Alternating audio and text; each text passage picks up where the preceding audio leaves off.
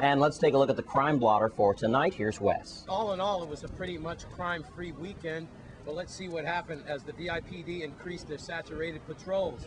They netted at least half a dozen drug seizures, mostly downtown Christiansted, as they're still looking into those strings of Christiansted robberies. So this is what they encountered: at least 6 drug seizures, at least 2 weapons. Both of these weapons were found on Company Street on Saturday night, one around 10 or so. A real weapon that was taken up near Times Square on the top of Company Street.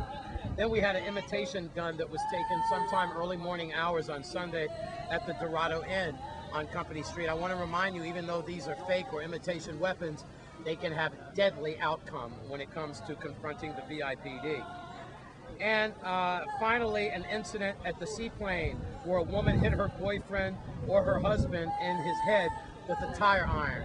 She was arrested, and she was also charged with domestic violence charges as well. So with that, that's a look at your crime blotter.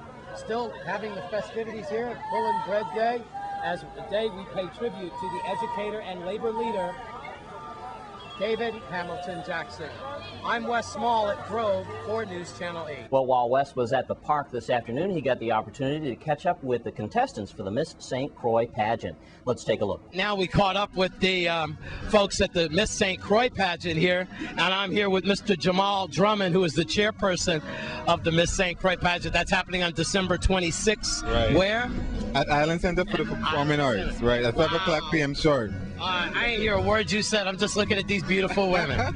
Look at the dimples on this one. My Lord, I'm just going to, before I get in trouble, who do we have to your right? Just work it down. Well, I'll let them introduce themselves, but on behalf of Miss St. Croix 2009-2010, Marcelina Ventura, she couldn't be here this afternoon, as well as contestant number 2, Elizabeth Johnson. She's away and off island, so I'll speak on behalf of them. And I'll let the contestant introduce himself one by one. Good afternoon. My name is Sarah McFarland. I'm contestant number 1. Hello. Good afternoon. I am Stephanie Stanley, and I am your contestant number 3. Good afternoon. I'm contestant number 4, Taryn Mashburn. Good afternoon. I am Charisma Rojas, your contestant number 5, vying for the title of Miss St. Croix Festival Queen 2010-2011. Thank you. All right. Well, tell us how everything's been going, Jamal. Anything you want the community to know about the pageant itself? Yes, most definitely. This is my 3rd year doing the pageant. This year we have 5 beautiful and intelligent young ladies vying for this prestigious title. This should be a caliber of a show that I have never done in the past, as well as I'm going towards the team Play Mass First Class. So look forward for excited, over the top, over extreme performance from these young ladies.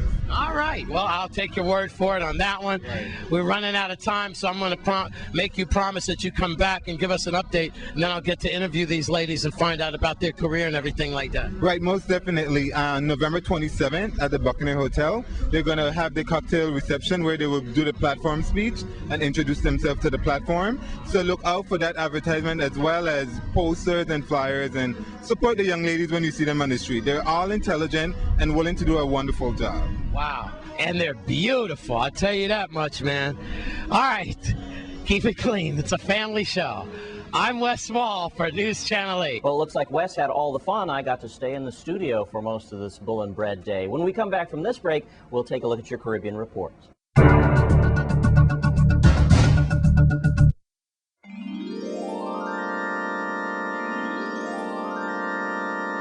Let's take a look at your Caribbean report for tonight.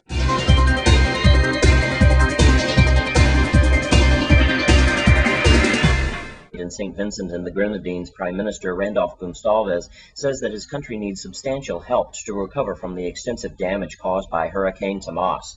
Dr. Gonsalves says preliminary reports reveal that the storm damaged some 600 houses, with the country's water and electrical supplies severely affected as well. But the agricultural sector, the Prime Minister says, took an extremely brutal hit, with the industry devastated. Other islands reported storm damage, including Barbados, St. Lucia, where 2 people died, Martinique, Martinique, Dominica, and Trinidad and Tobago also in recovery. By Sunday evening, Tomas had downgraded to a tropical storm, but forecasters warn it is likely to regain power. Jamaica and Haiti were among regional states bracing for strong winds and heavy rains from Tropical Storm Tomas, and authorities in Port-au-Prince have been urging hundreds of thousands of Haitians living in crowded tent camps to seek shelter with relatives or friends. Regional airline Liat, whose flights were disrupted by Tomas, said Sunday it was making efforts to resume operations throughout its network. However, it has warned that there are likely to be disruptions and delays to service, particularly to the Windward Islands.